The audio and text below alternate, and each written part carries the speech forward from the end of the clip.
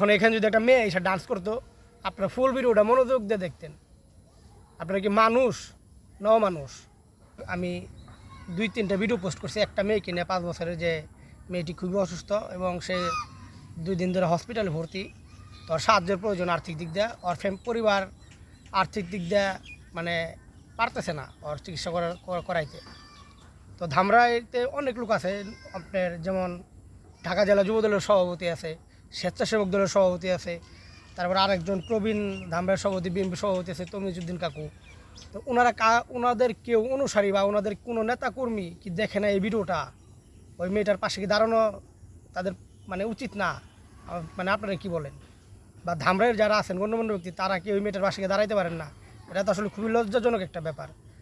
মেয়েটা এখনও, আজকে কোনো হসপিটালে মেয়েটা, আমি এখনও খোঁজ নেই, হয়তো একটু পরে নেব আমি।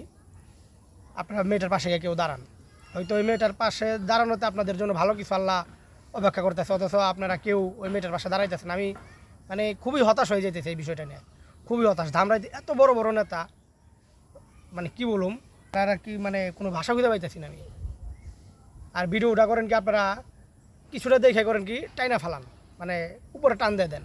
এখন এখানে যদি একটা মেয়ে এসে ডান্স করতো, আপনারা ফুল ভিডিওটা মনোযোগ দিয়ে দেখতেন। আপনারা কি মানুষ ন মানুষ? একটা মেয়ে, নাচের মেয়ের ভিডিও সামনে এলে আপনারা সেটা ফুল পর্যন্ত দেখেন, আর একটা সাহায্যের ভিডিও গেলে 5 বছরের একটা শিশু, মানে তার ভিডিওটা আপনারা সম্পূর্ণ দেখেন না, কথা না শুনে উপরে টান দিয়ে ফেলান। মানে নিজের বিবেকের কাছে একটা প্রশ্ন করেন তো, আপনারা মানুষের বাচ্চা ন মানুষের বাচ্চা?